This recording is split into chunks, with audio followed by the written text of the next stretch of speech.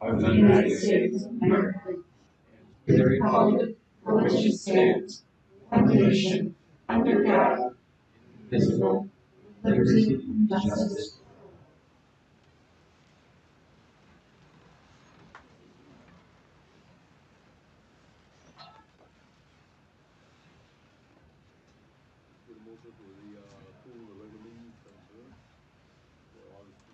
Motion to approve minutes from the regular meeting, Park Board and Finance Committee meeting held on August 20. On motion? Aye. Commissioner Mason. Aye. Commissioner Pye. Aye. President. Aye. Item three is yes. So, like I said, Hannah will be presenting on new business item number 9.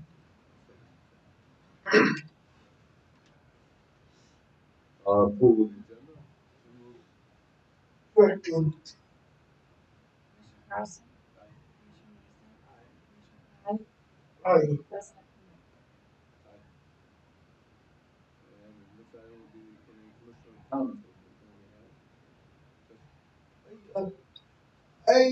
It was a good time riding along with like in the parade.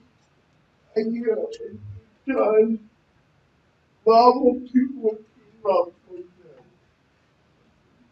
It was a good time. Yeah, that was real good for us. That was Mr. Markel, right? It's always fun to ride. I was a very kind of cautious. Throwing candy to the right side and the other. That was me. I was told to mix it up. I've never, that's my first year doing it. I really appreciate it. Enjoyable and it's nice. Again, all we do is nice stuff. As far as I'm concerned, it's a part of it, but that certainly can't get much better than throwing candy. The first person I came to was my granddaughter. Happened to be on this side, and I got pictures of her. She still talks about when she sees the parade, grandpa in that parade. So thank you for buying candy that I can give to her.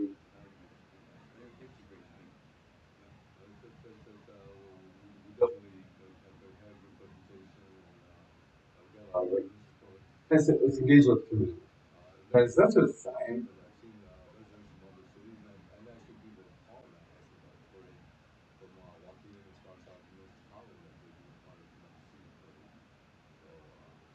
One other comment I would have.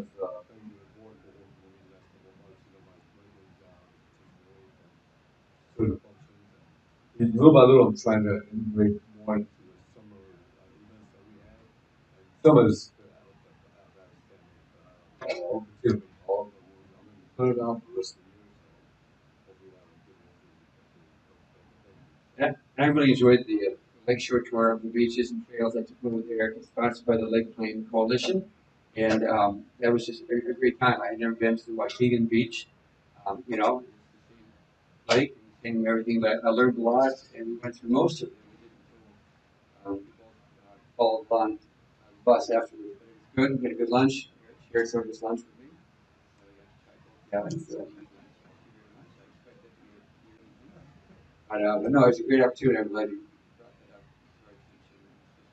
To see how the people, you know, that say passion. Quite a few of us there. Yeah. Protection of the wildlife. I mean, they were explaining some of the, you know, the things that are approaching and taking over. That's something I forget what it's called, but it's pretty. So people like it, but it's actually invasive, you know, and it's taking over. That was something that was interesting to me. And they showed very much the diversity and some things that are found in some plants, some insects that are found anywhere else. So it was really interesting. And some of these people just don't know. Yeah. You know, I appreciated that. So to get out there and actually, you know, get stand in your shoes. That's real hard. It's all about the confidence going within the street. No, they didn't really talk about any developments, and I mean the lake plain that they're talking about really extends from the tour extended from Waukegan, then all the way north into Pleasant Prairie. And I don't know if that's the Chiwaukee Prairie up there in Pleasant Prairie. Is that what it's called? That part of Pleasant Prairie? Might be, but then like we have a little piece of it too in our Hosa Park. But it really extends that whole shoreline. We didn't go to that part of the tour, but there was Right. Marina, so we were able to, see a lot of the local places. I think that there's so many. I mean, one of the things I took away was all of the different agencies that make up the coalition to really like protect that lake plain, right? And how well it really is protected with all the different ones ranging from like the Great Lakes Initiative and the Army Corps of Engineering and Wisconsin DNR and Illinois DNR and Forest Reserve and all and A lot of different bird volunteers. society, Volunteers different to bird come and say societies. stuff, yeah. The businesses that exist now, like Northport Marina as well as the Joaquin Harbor, how close is this point to those particular locations? Well, the plane, even for like North Point Marina, would run just behind the marina, like right, Like, Doug, like a to spring like left one, right, that's exactly. yeah, So it's a pretty clear demarcation, really. I didn't see there being a problem. It's not that kind of industry anyway, the marina. yeah, So I don't right. think that there was any problem. And any stuff they've moved back already, houses back in the day that used to be, that's already been moved. So I think it's pristine. Yeah. As long as we don't, someone's got to keep that clean and not introduce stuff. That's what I took away from it. Sometimes it can't be helped with airborne, But I mean, sometimes people think, oh, this is pretty, I'll put this here, I'll take it with me. You do more damage than you do. Yeah, it was interesting. Whenever it comes up again, I'll back to the one. Yeah. I'll go this year. Yeah, I had your sandwich too. You're hungry. I definitely wouldn't want it. Wait, you guys work for me. Waukegan We started, yeah, we started in Waukegan, and they actually did have a tour bus that stopped at like maybe 3 or 4 different spots. But Doug and I drove our cars separately and followed the bus because we didn't go up into the Wisconsin portion of the tour. Because the tour was from like 9 to 3. It was all day. So we tapped out at about 12:30 or so. After lunch. Yeah.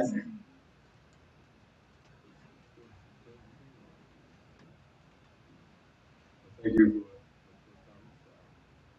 for also, I had a chance to go to the golf course and tour the golf course and discuss what developments are. That was extremely helpful for me to understand things, and particularly when I'm representing signing. I had a lot of people asking questions, and I was more than cooperative with me and answer a lot of questions. For example, one question that always comes up when I'm talking. Question on the golf course, why are these spots engaging in golf outing? Whether it's Tiger Woods or it's an amateur league or whatever. And I found out that one of the biggest things that hold us back from jumping into that arena is the driving race. It gets some, I have some the amateurs or even definitely professionals, they come to golf, they want to put some balls before they golf. And right now, the way our golf course is designed, we don't have that ability. So maybe they could change the piece, maybe, things that might come up for an attendee, at least that's what holds us back at that point. So. Yeah. Very, any of the commissioners that want to contact Al, I strongly encourage. Call me up. Oh yeah, I mean he'd be happy to give anybody a tour of Shepherd's Crook and some of the projects going on, everything. So no comments, we'll move on to our reports, attorney's report. No report from the attorney. Okay, that's get a motion to entertain the expenditures for August. Yeah, I made a motion. Expenditures for August, in the amount of $768,351.57.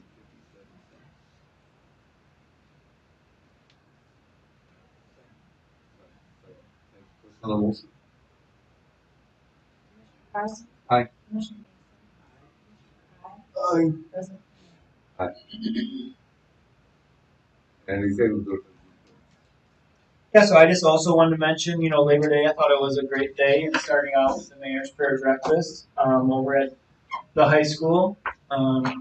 Doug spoke, and we had that picture of him up on the. I thought he did a great job representing the Park District.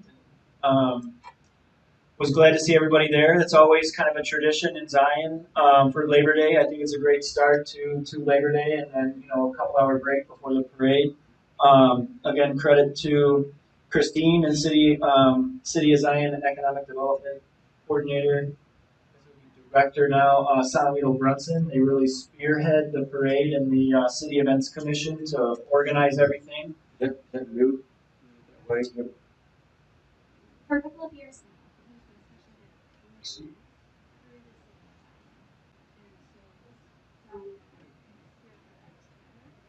currently,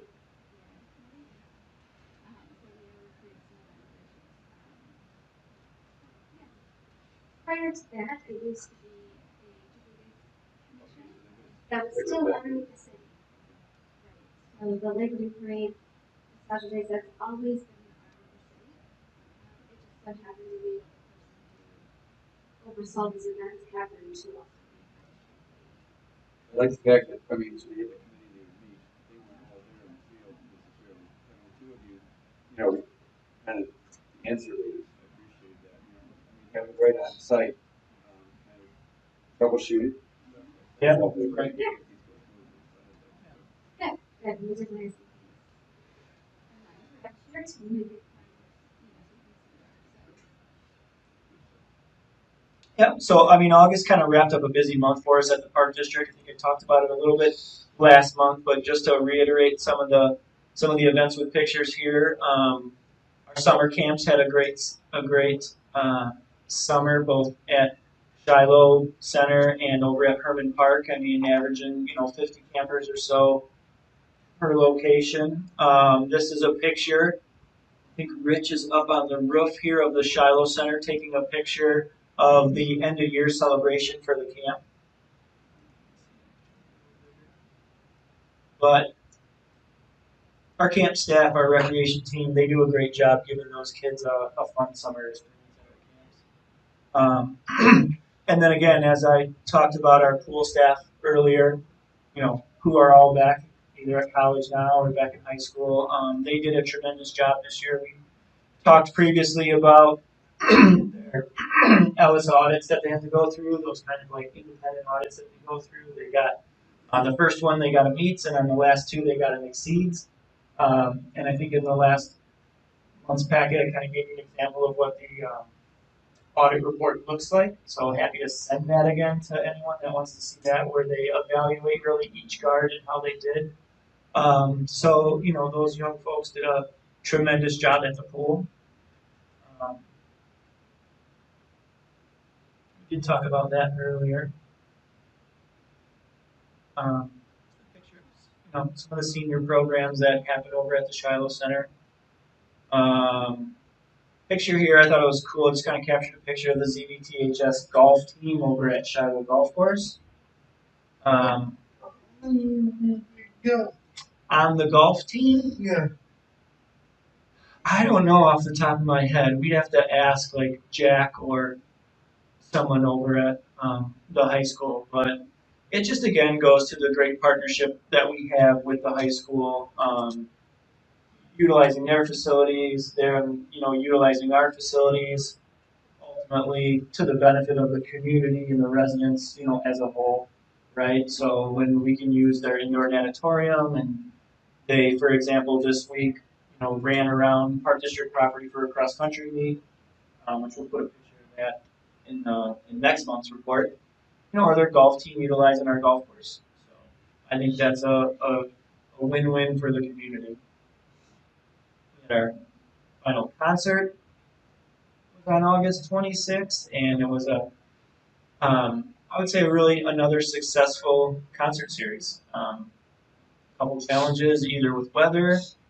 We did have a band for, I think Christine said maybe the first time in about 15 years that no-showed. So they were lined up and ready to go. We had them all set, and then they didn't show up. And Christine's scrambled last minute to call Lady A, who's out of Waukegan, Lady A, and she, you know, got right off her couch and um, came to our band center and still tried to do the best she could to entertain the crowd that was there.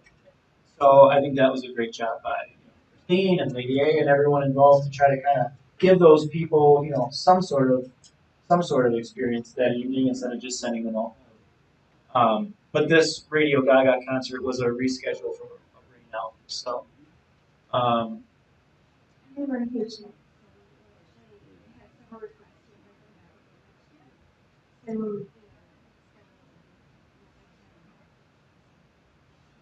So, a couple pictures of some little upgrades that we're doing. It's not like everything that we're doing is just focused on David Park and Shiloh Park. We're still doing some little capital projects as we can. Here's an example of a new roof on the shelter down at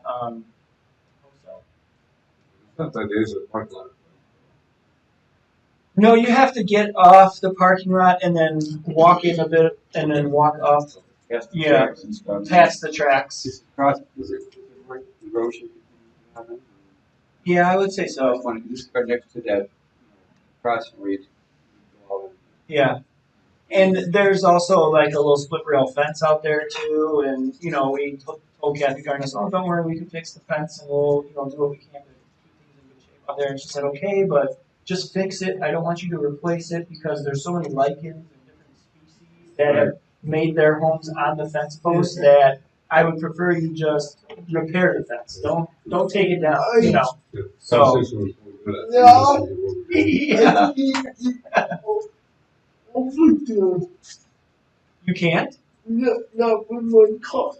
Why not? Which part's blocking you? The right at the parking lot? Yeah. Right at the parking lot? It's not wide enough. It's, Oh yeah, there were emails. IDNR did, like Rich said, put some blocks down there because they were getting 4-wheelers and dirt bikes down there.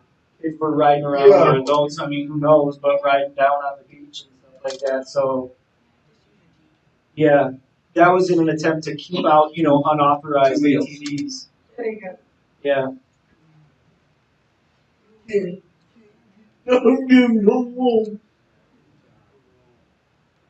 I just wanted to show. Yeah, we can pop the gate. This picture too. I mean, I think when we drove through at the end of the parade on Labor Day, these roll-up doors were not done yet, and they've been replaced since. So yeah, it does look really nice. We did the roof and the gutter and fascia earlier in the year, and this is still just kind of all the efforts to, build on the renovation that's out there and kind of clean up what we can out there in Shiloh Park. And this is just a roll-up door at David Park. Down through the park. Park is good. Yeah, thanks. Our maintenance staff have been doing a great job keeping it cut, keeping it maintained well, in good shape, keeping trash picked up. Obviously some Shepherd's Crook numbers. I mean, everyone can read through those. We did talk in the finance report about how well Shepherd's continues to do. This is just an August comparison. For 12 years, just measuring the single month of August, right? These are just revenue numbers for 1 month.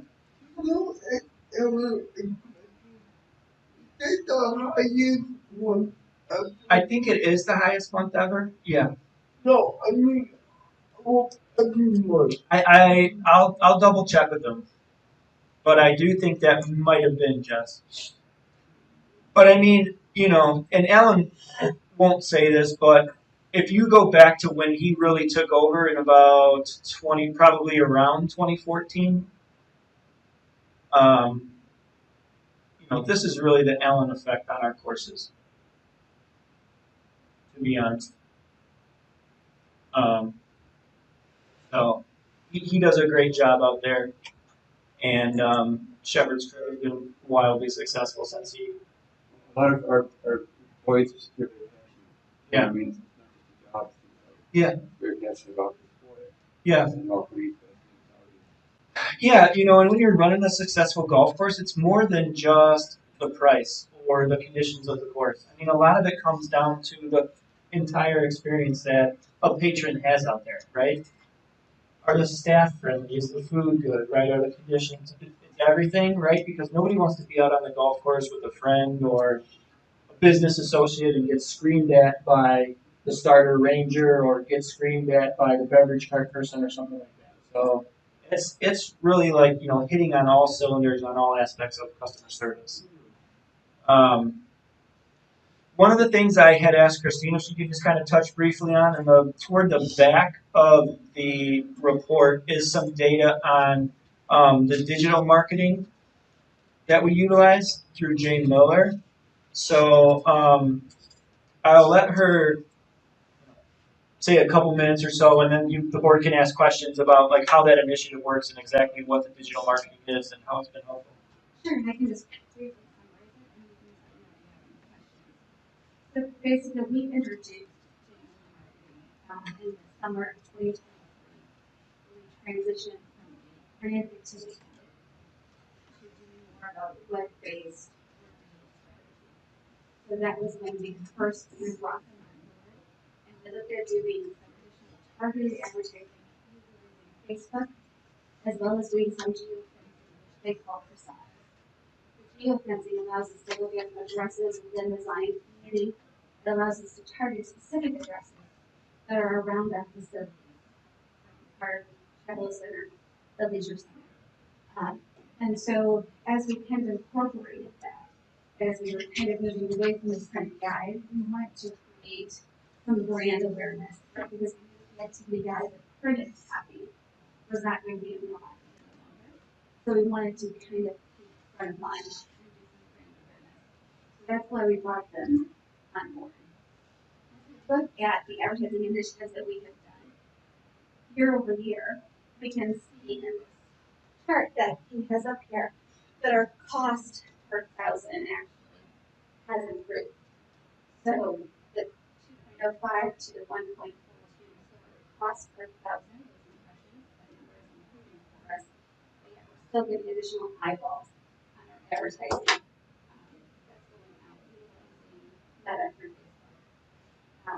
And if you go to the next section, go back up. What the first number of the 4 million? How did $4,899 each. That's what we are investing with them to do brand awareness, unique eyeballs, and all of our advertising that we're doing. So basically, we took some of the money that we put from the print activity guide, and we transitioned those dollars into digital advertising. Okay? Okay, explain your question more again. Sure. So that number is how many people are seeing our specific advertising that is going out through Facebook in that particular measurement. So 2.39 million or the 3.43 million, that's the number of eyeballs that are seeing our advertising within a given time frame. The thing that I think is actually pretty neat though is that you click to the up a little bit, please.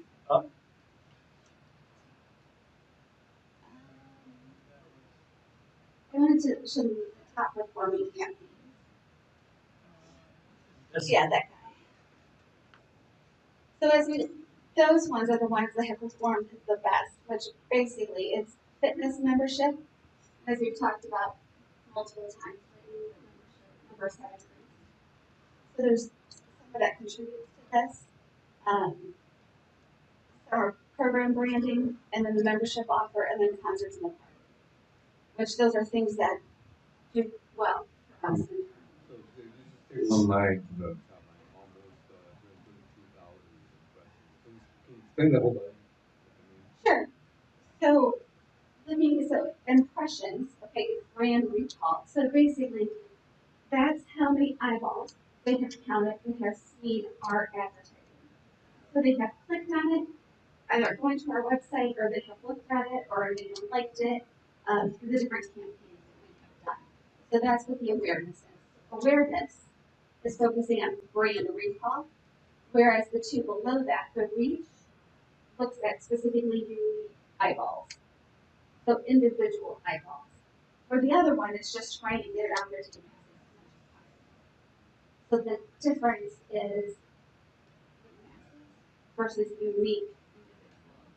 So, and the reason I'm asking, I just wanted to make sure that me and that's the board are talking the same terms. Right. So, what would you mean by exceed CPM? That's how much we are. Yes, that's how much we cost per thousand impressions. So that awareness campaign for fitness membership, 86 cents was our cost per thousand impressions.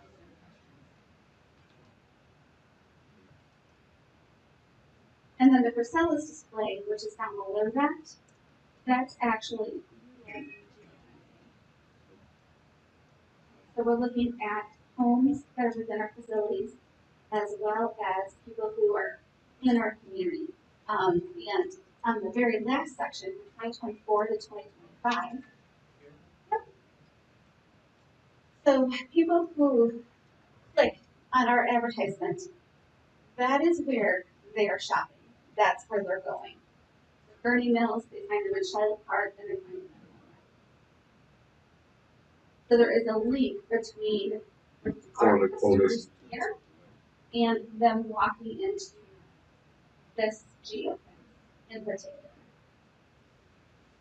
So, but overall though, what we have seen though is that we are reaching our audience more effectively because our total investment year over year is only slightly different. But there's an increase in the number of eyeballs that are seeing our advertising. And personally, I can see that. And I think that people as my account, right? I get a notification every time that somebody clicks on something or likes something, right? And so I'm doing this for a little bit. It's interesting to see click on that material, right? And ask questions and interact.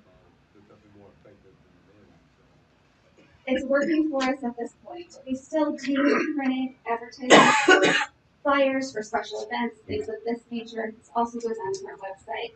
Our 55 and over program, we still do printed material for them. We still do some print things for preschool, for camp. You know, we still are printing things, but we're just not mailing it door to door anymore. Special Rec does do an activity guide. Yeah, so Are they just basically monitoring what we're doing and we're putting stuff up, or are they using an algorithm to blast this? I mean, the higher numbers, is that because they're doing something that they know? The geofencing is helping with that specifically, which they do a program that they use to do that. And then we have looked together, we have kind of said, this is where we want our geofencing to be. It's pretty much where we were mailing it to. So the same areas that we were mailing it to the into, the same areas that we did our geofencing. That's what I was saying. So we're just getting more leverage for our dollar than we were. Numbers more dollars, let's get the word out.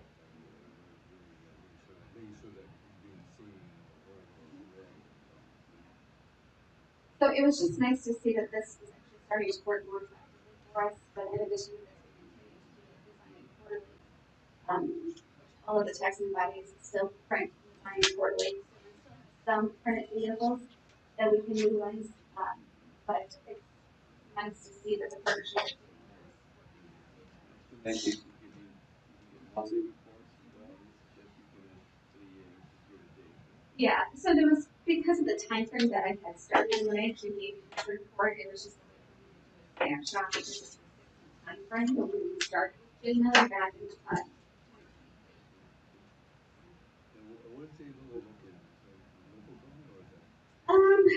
Trying to see what I don't want to tell you. Letterhead. They do national advertising, but actually, I found them because I was doing some research for different companies, and they actually do a number of and so called around and got some good feedback on them, and decided to give them a try for us. And honestly, they have been a tremendous help for us and for the rec team. Because in addition to doing some of the advertising, we will also post some things. A very good collaboration with them. Okay, thanks for that. The reason I was asking the question is just so when you talk about activism, we all understand the same. Yeah. But for some, right, and then maybe later on too, if you have time on this report, the key terms actually identifies what some of those things are that we were asking. So it'll tell you what impressions mean, what the CPM is. So I was trying to identify some of those terms for you in that report, so that might clarify a little bit more. Yeah, thanks. So I mean that really concludes the director's report. thank you. Very important. Yeah, good. Who wants the new business number 9, the FY 2025 audit presentation? Yeah, so This is all. yep, so you all have in front of you the audit report, the annual comprehensive financial report that we put together for each fiscal year end. Obviously, our fiscal year ended on April 30th. We're 4 months into the new year. Hannah from our audit firm, Lauterbach and Amon, is here. Also want to mention, what you saw at the Labor Day Parade. Esme Taylor and Jimmy Barber are here, who work in our finance and accounting department, and have a huge part in everything that goes into this report as well, as far as all the expenditure tracking, revenue reporting, and everything. That's just kind of what they're, I don't want to say the only thing they do, but a big part of what they do. They have multiple responsibilities, but make a significant contribution to this report as well, and working with, Hannah and her team with the comments. Wonderful introduction. Yeah. Like Eric had mentioned, my name is Hannah Clarkson. I'm one of the audit managers. I've been there for about 5 years, and I think I've worked on this audit pretty much the entire time. So we've been around the block a few times. Thank you for having me. Also, like to thank Jimmy as me for all of our work. I know audits aren't fun. I mean, I made you guys, I love them, but I know for you guys you don't like them that much, but that's okay. But I know they have to happen, and I always appreciate it. Along with it, so I'm greatly appreciate it. Dive right in. The first page on this report that I would like to mention is page number 8. This is the GFOA Certificate of Achievement for Excellence in Financial Reporting. So this is an award that has to be submitted. You have to submit for this award. It's not something, not an award that everyone gets. It takes a lot of effort. It takes having your opinion, being timely on your reporting and submissions every year. And this is actually the 32nd consecutive year that and we are on track to very exciting. On page 11 is the independent auditor's report. This is the certificate opinion of our audit. This is an unmodified or clean opinion. So this is the highest opinion that we can give when you issue an audit. It means that everything is really and just means that everything looks great and there's nothing out of the ordinary. The next page is on page 15. This is the start of the management discussion and analysis, or the MD&A, let's call it. This is kind of a brief overview of what the rest of the report talk about. So it gives you the high level overview. If someone doesn't have all 130 pages to read, this is kind of where I point them to if they want to get the gist of what happened throughout the year. This is kind of where they get all of that information, the bite-sized piece. On page 28, this is the start of the statement of net positions. So your assets and your liabilities for the current year. On the governmental activity side for assets and deferred outflow of resources, we have about $25.3 million, comprised mostly of cash investments, assets. On the liability side and deferred inflow of resources, we have about 10.4 million. Mostly, hodgepodge of accounts payable, crude payroll, your bonds and pension. On your business type activities, assets and deferred outflows of resources, 8.1 million. And then on your liability side, and deferred inflows of resources, about $292,000. On the next set of pages, on page 30 and 31, you have your statement of activities. So this is your revenues and expenses. So for the current year on the governmental activity side, there were about $7.8 million, $7.9 million in revenue, and then 6.4 in expenses. On your business type, so the Shepherd's Crook Golf Course, you have about roughly the same, about 1.9 million, about $56,000 difference of increased revenue over expenses per year. That leaves us with a 10% increase in your net position for governmental activities and about a 1% increase in business activities, which is very, very healthy. And all the fun things that are coming through. Then we have jumping to page 44. So from here until pretty much the rest of the report, this is your notes to financial statements. I always have a little saying for each of these pages, but I call it the meat and potatoes of the report. What do these numbers mean that we're seeing in the front of the report? A lot of words to look at, but just a few pages in the section that I always like to touch on. On page 55, you have the leases receivable. So you'll see cell tower lease that they receive revenue for throughout the year. You'll see between 26 for the next fiscal year that we're in right now throughout the last of the term. So 2050, you see all the principal and interest payments that are going to be received throughout that time. On the next page, you have your capital assets, both governmental and business type activities. There were both increases and decreases on your governmental activity side. Pretty much all over the board, so land, construction progress, some miscellaneous buildings, machinery, equipment improvements, all those fun things. So nothing out of the ordinary. Same thing with business type. A few increases and decreases to buildings and machinery equipment, but again, nothing out of the ordinary there. The next section on page 58 starts your long-term debt piece. So you'll see the GO bonds from beginning balances, issuances, and principal payments that were paid throughout the year and what are the balances. On the next page, you have on the flip side of leases, payables. So for golf carts and for the 16 leases, so you'll see the same thing between principal and interest payments for the rest of those lines or the firms.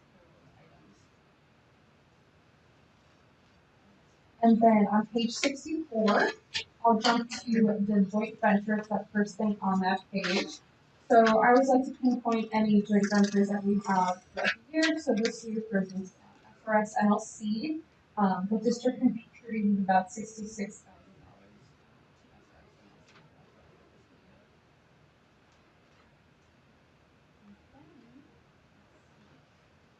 Page 76 is the start of our required supplementary information. So this is your schedules for IMRF, both for the employer contribution, the pension liability, and then OPEB as well. And then you also have your budget comparisons from budget to actual. I'm not going to go too deep into that, but just want to think about those there. And then the last section is starting on page 85. This is the other supplementary information. So this is our stats for the year. So budgetary schedules, comparing statements, budget comparisons, fun things that need to be added. Because you'll have a statistical section starting on 110. This is required for GFOA status, something that needs to be added to the report. So it kind of just lumps everything together for financial trends, revenue capacity, debt capacity, demographics, and then operating information for the past 10 years. For the purchase. That's this report, and then I'm also going to quickly go through the management letters, that little packet individual that we have. So I know management letters sound really scary. I promise they're not. They're usually either any suggestions that we give or any GASB implementations for new requirements of reporting that we have to add on to here. But I will just jump in here. So there were no current recommendations, there were only prior recommendations, so okay, it's always exciting. So you'll see collateralization of deposits. This was only for 2024, not for 25, but because we have to go through a cycle of current recommendation, then it moves to prior and then it gets removed. So in 26's report, you will not see this. Same thing with deficit fund balance. This was for 24's, nothing for 25. Next one is funds over budget. This was for 24 and 25, but just because of that influx of revenue compared with the expenses that went along with them, overall just excess of revenue that came in the membership. Funds not in compliance with fund balance policy, again, only in 24, not for 25, so this will be removed in the next year. And then the last two are any upcoming standards. This was, these are just everything that we kind of give to our, all of our clients because of the ever-changing GASB standards. So in 26 and 27 fiscal years, there are two new standards, the certain risk disclosures and the financial reporting model. Nothing too crazy for these sections. Sometimes it's just verbiage. I know we kind of went through some crazy ones in the past with GASB 87 and 96 and 101. All big changes on how we report uses and compensated absences. But for these are far less stressful, I promise. Yeah, we like to hear, right? Our report. Questions? So, when you talk about risk, the guest report, do you consider, or is it consider, you look at the risk and investments and money coming in and what we have, our funds and how our money values. But do we ever look at risk on the side of what if we lost the golf course revenues, or if we had a catastrophic weather that cost us that we planned for 4 or 5 of our partners? We were doing that type of risk management. Not to that extreme extent, but with what we do look at, fund balance or net position, because that is basically, any of that reserve funds that are there for any of those catastrophic events. So, at the end of the year, there were about 15 million in reserve funds for the governmental activities and for the golf course. There's about almost $8 million in reserves. So with that net position, that is kind of carried forward anything that protects the park district from. no, I was just gonna add, like, when you're looking at the audit report, right, it is effectively what we go through every month in the treasurer's report, right? But it's just taking the treasurer's report that we discuss before the regular meeting and just slicing and dicing and grouping it 1,000 different ways and creating different schedules and different exhibits. And that's what these numbers are, right? So for example, as Hannah was just flipping through that, if we looked at, for example, page 58, let's say, and you look at the long-term debt there on note number 3. So this goes back to the conversation that Jesse and I were having in the finance meeting, right? This shows you if you look at ending balance, if you look at the last column on page 58 and the last number there on the right, that's the 2.8 million that we were talking about in the finance meeting. Now, again, it's just sliced and diced here into the big bond that we always talk about is actually broken down into series A, B, and C, because when Wintrust bought that bond, that big bond, they divvied it up to 3 of their different bank charters. So they had to split it up into different series. And then the smaller bond that we talked about that will be paid off in December with the property taxes is at 660,000, right? So this again is just like footnote number 3, an entire page 58 that we can also see like when we work through the treasurer's report, right? And so this document is also important when we go to issue bonds, like Dave was saying. So a couple factors in relation to our interest rate that we get. Well, the first thing that the bank or the investor is going to do is they're going to flip through this financial report, this audited financials, to see if we are, a fiscally stable and responsible park district, right? So, I mean, you're going to have current market rates are going to be a factor, but also, how good are your financials? Just like how good is what's your credit score? Car loan, right? So this kind of determines like our credit score. And then we also take this document and we file it on our website. So again, anyone from the public can see it. Kay files it with the grant agencies as far as like Illinois Department of Natural Resources to show them that we met all the grant requirements. We file it on the investor database, which is called EMMA. So not only can our current bondholder review this information, which they will, because they want to keep tabs on their investment and make sure everything's still okay, but any potential future, bond purchases.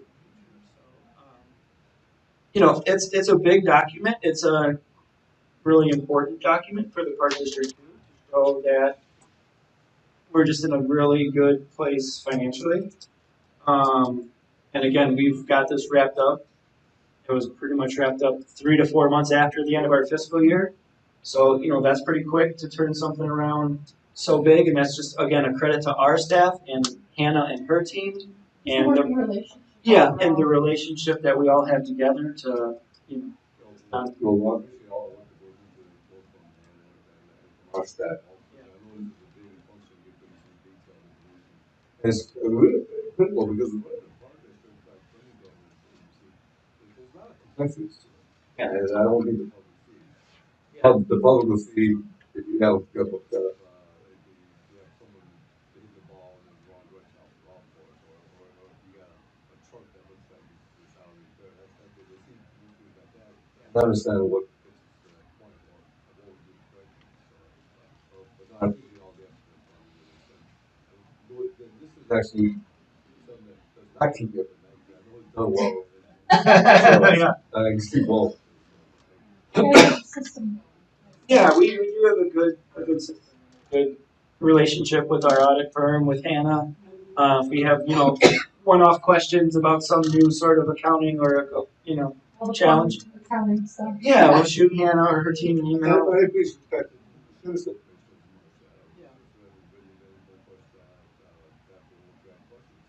There's so many agencies and especially government agencies, but this is the first of its thing Mm-hmm. from the general staff. And he has questions that why do you want to know? Yeah. But no, it's important. It shows information that we know where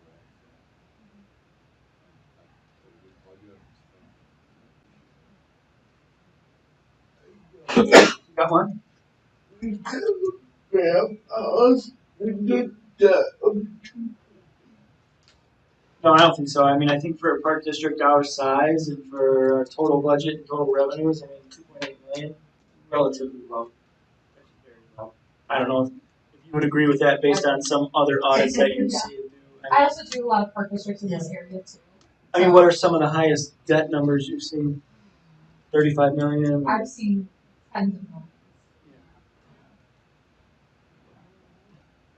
millions. We was a couple of years ago. okay. That was about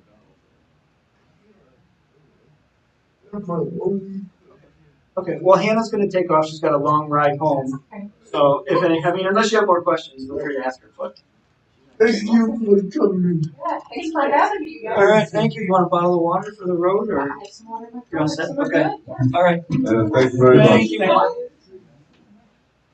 Okay. Great. Thank Good you. night. Thank you. I looked at about Yeah. the Yeah. And you know, I like it too. Not only when you just kind of hear it from me, like every month, but now it's like now this is an independent auditor, independent audit firm, right? So it's like I'm just not blowing smoke about how we're doing or whatever. You get independently audited, and you know she's here to answer any questions. Yeah, Can I make a comment? of course. On this is really helpful having all of your team know what you're doing with this. Mm-hmm. It's really helpful to know you guys are doing a good job. Yeah. Yeah. Yeah, no, I appreciate that. Just not to get too far off course, but my wife is a teacher at Round Lake School District, and I don't know if anyone has seen in the paper, Round Lake School District, how were they were $11 million like off track. Did you see that recently? Actually, they play that whole department with teachers. Yeah, good question. Because I really don't believe half of what she's telling me, but she's a teacher and not a I mean, because I don't think she's getting the right story. But like her union, you know, they had a vote for the teachers union. Do you guys want to take pay freezes? Do you want us to cut 100 teachers, or you know whatever option C was? But this is what the teachers are going to have to concede to help plug this $11 million hole. And I just like I don't understand how you guys are just an $11 million shortage for the. Sometimes it's ignoring the fact that money is not good. Yeah. And everybody should find answer. Because number one wouldn't something and everyone knows that before they're not Yeah. won't be pretty strong for Short pensions. Yeah. Now people are starting to retire. Yeah. Mm-hmm.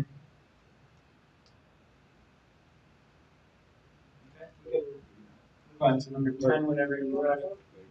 Oh yeah, we should go to a yeah.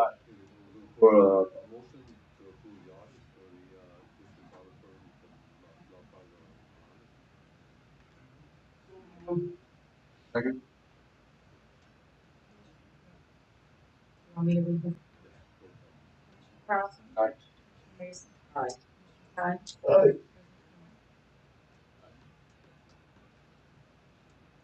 Move on to state things.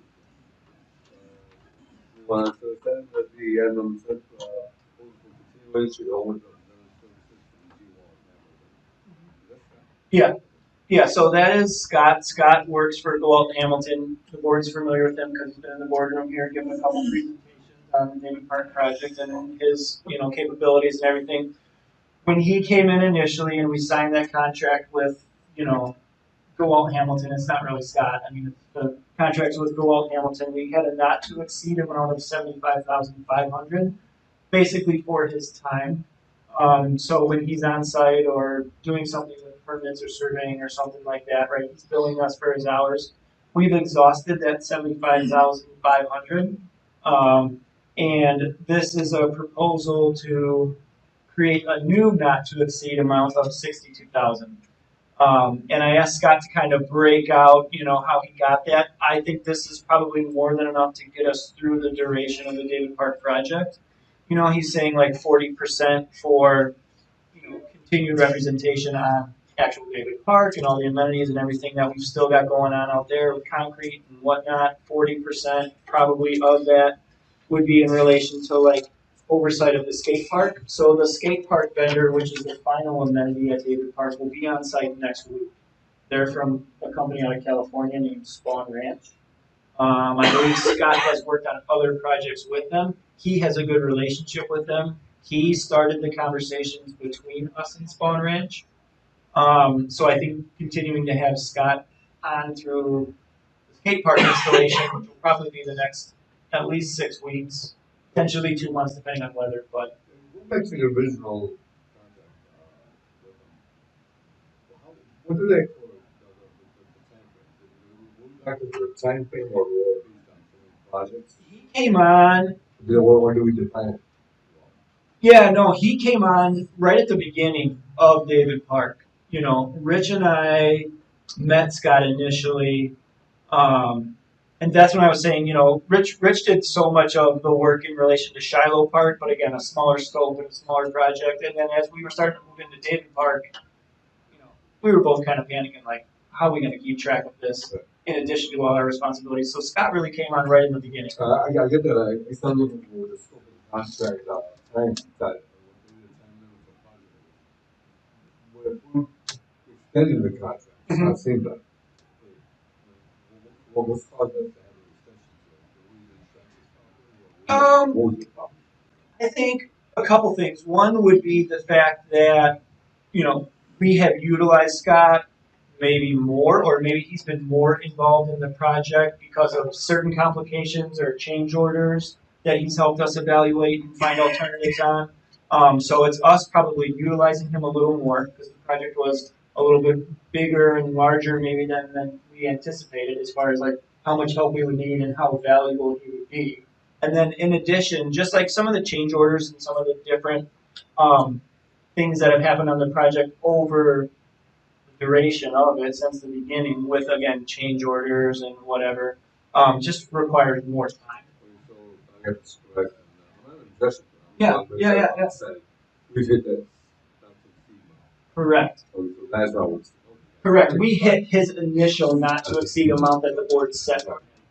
The letter that he has, as this project has taken on a larger scope. That's not a larger scope in the plan. I mean, he had set is not changed.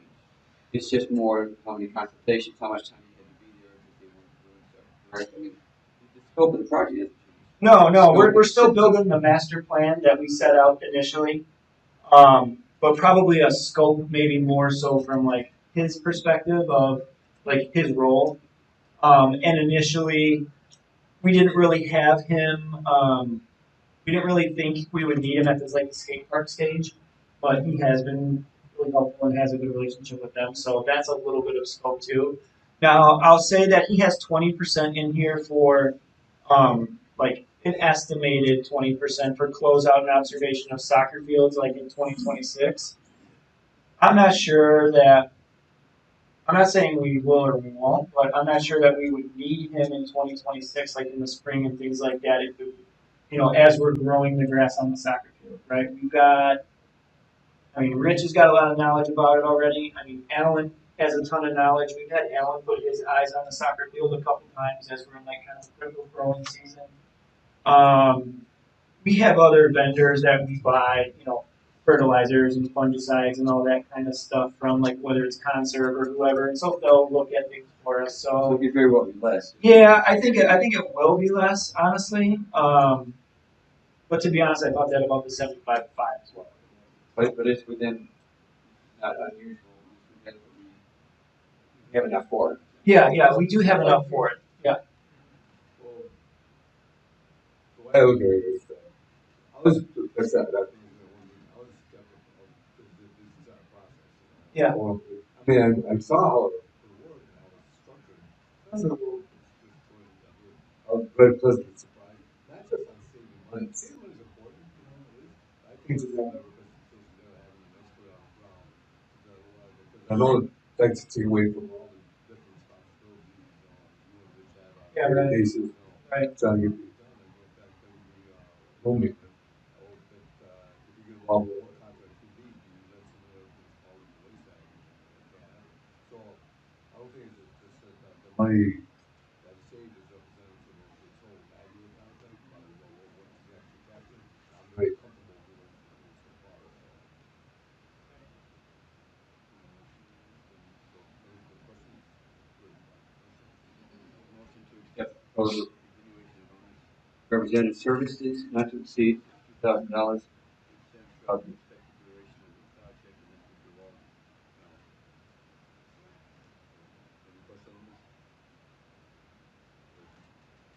Charles? Aye. Commissioner Reese? Aye. Aye. Aye. I just. Thank you. Employee health plan. Okay. Sound 2026. Yep. So we're a member of the Paderma Health Plan. We're also Paderma provides us our property casualty insurance. But in relation to the health plan, this is the time of year where we need to report back to Paderma, like, which plan we're choosing so they can set it up for open enrollment and everything like that. I serve as an active member on the Paderma Health Benefits Committee. So it's myself and probably about a dozen other different park districts that attend quarterly meetings at Paderma to talk about the health insurance and get a better understanding of some of the challenges that the health insurance industry is facing, Paderma specifically. The Paderma Health Plan, or Paderma has 89 other park districts throughout the state of Illinois. So we're one of 89, and they cover 4,300 lives of park district employees and their families throughout Illinois. So, being in that large of a group, because we only have 22 people on the health insurance plan, so, that helps diversify risk. Obviously, to get into insurance, to get into a large pool for risk diversification. Um, like, most of the health insurance industry, price has been going up. I'll flip down here to one of the frequently asked question slides that Paderma provided for us. So you can see the 5-year average of our health insurance plan. Paderma's done a good job, over the long term of managing costs. The 5-year average is about 5.7% for increase versus the national average trend, which is a percentage point higher at 6.7. In recent years, 5%, 8%, 7%. This year, they're estimating 9.9%. Or I won't even say estimating. I mean, that is the increase, 9.8% for the increase in 2026 PPO premiums. And it's my recommendation that we keep this plan for our employees. It is an important aspect of total compensation. When you talk about all the aspects of compensation as far as, salary, time off, work environment, all that kind of stuff, the health insurance plan really is valued by our employees. Like I said, we have 22 employees on the plan. Our estimated increase for us is about 5%, even though, like I just said, the plan is going to go up about 9.8%. So the difference in that is kind of like the difference in our census, the difference in our employees. So as certain employees, like if their children age out at age 26, then they're not going to be eligible for family coverage anymore. They're now eligible for employee plus spouse and things like that, right? So what else can I say that might be helpful? I feel like in past years, it has kind of been a contentious conversation, which I never understood why, because this is such an important benefit for our staff. And again, for all that we do and all that our people do, it is a huge motivator in retaining staff. What is the next step up? Where at? Here? Yeah, Here? yeah. So this is like my analysis and my write-up that I do to talk a little bit about Paderma, and then based on their expected increase of, I think it was 9.8%, how that's going to affect our budget, right? So this will increase our budget by about 27 and 28,000, about a 5% increase. And then gave some other statistics here as to why I think, even though, that's not an insignificant amount, like the total net premium that we pay for insurance, but still, health insurance premiums, as I have written here on the last line, comprise 4.7% of our total budgeted expenditures. So, this in no way is like eating up our budget and crippling us. And again, 23% of those health insurance premiums are attributable to our golf staff, which is paid by, golf revenue, right? So about a quarter of that total expense is not property tax money or any kind of other, it's user fee. How many plans were you how many plans were there? Like the best for the employees? I mean, I would say it is in the middle. In prior years, because Paderma offers a PPO and an HMO, and in prior years we offered the HMO. And I believe when we did that, the amount that the employee had to pay was much less than the PPO because an HMO was not quite as good of a plan, and we offered it for about 3 years, and nobody was taking the HMO, so we just kind of stopped offering it. Other than that, um, yeah, this is a PPO plan that I would say is kind of in the middle of what Paderma offers, or maybe toward like a little bit of the better end. But I would say it's popular with a lot of the other districts, as far as is and comparable to a lot of what other districts offer. Because again, we're competing for talent and for people against Waukegan Park District, Foss Park District, Gurney, Grays Lake, Pleasant Prairie, all these places. I would say even Winnetka, Glenview, Wilmette, which is really not that far of a drive. So I think it's important that we offer an insurance plan and total compensation packages that are give us the ability to attract and retain quality staff. that's what they're used to. Right? I mean, Yeah. we've had about this. If we go back on that, like you were saying earlier, it's hard to take back. Yeah, I agree, and I think probably Ken and Dave could speak even more to like the difference in private sector versus government sector when it comes to probably like benefits and pay. I think typically in the government sector you see that wages are probably a little lower than what you're going to see in the private sector, but the benefits and some of those things are a little better than what you're going to see in the private sector.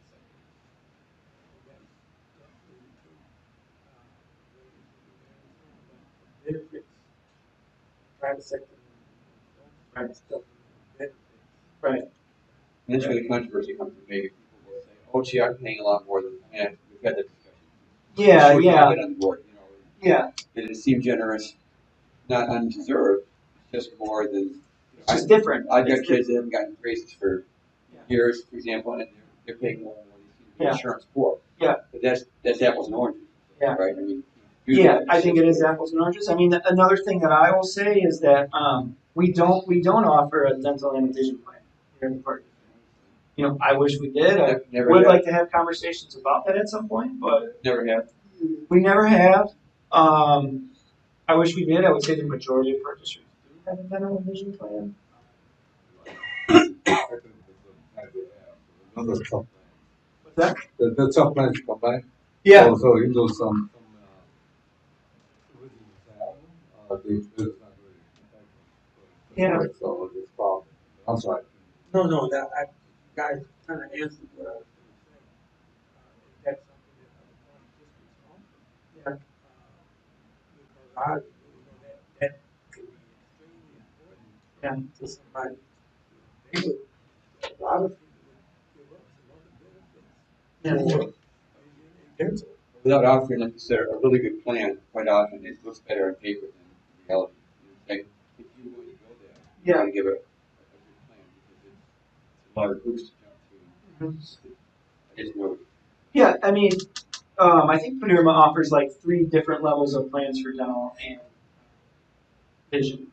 To be honest, the reason that we never brought it up before was because it was honestly a struggle enough to keep what we had. What we proposing tonight? Lock in Yeah, to continue, I would say the proposal would be to continue the district's health insurance plan with Paderma, um, the Blue Cross Blue Shield PPO plan, with the employee contribution, as presented. That's kind of like the box. Yeah, I don't have a problem. It's totally different. One question I have, and I want to bring this up because it's come up at other board meetings with other board members who may not be on board anymore. Because I was made that, I was made that agreements have been made on this, but there was more of a handshake, there's nothing in writing. Yeah. What does the employee pay right now? I saw something here. Yeah, I included that, Dave, because I think I recall you making that.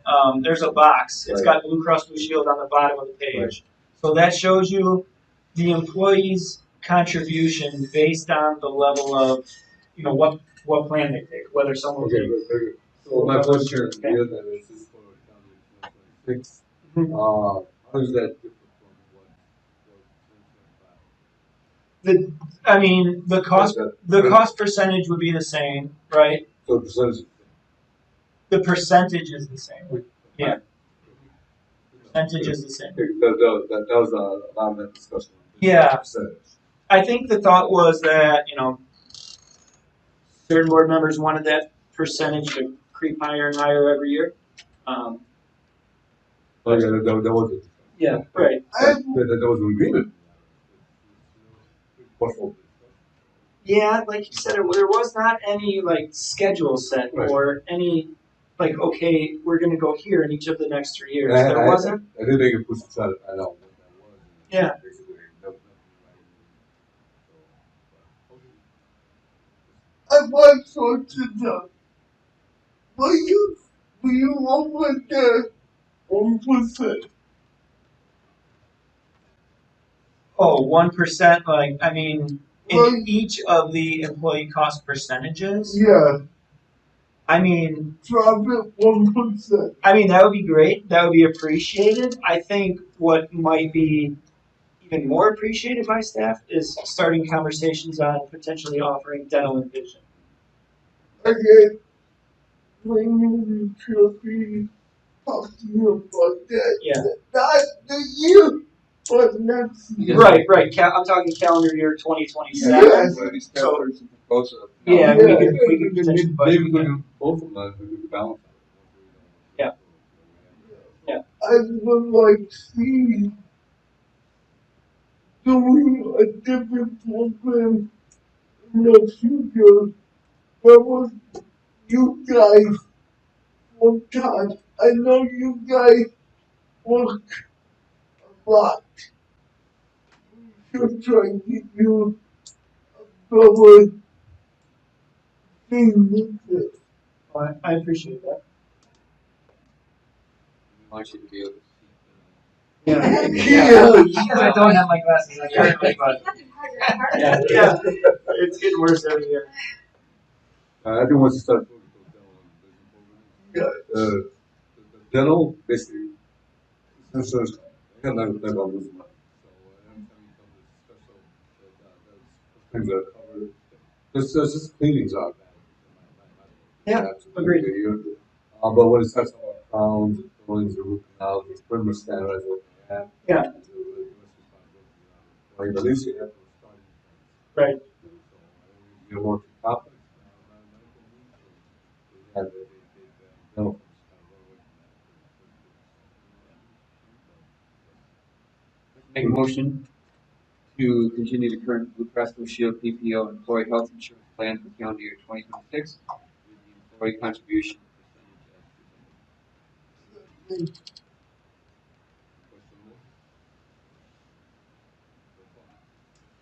as presented. Aye. I, Let's cover the discussion on that. Yeah. You said we're gonna get the same track.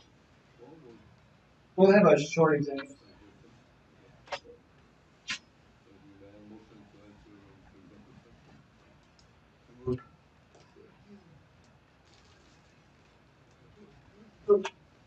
really. 5 minute intermission? Yeah. Yeah, I'm with you.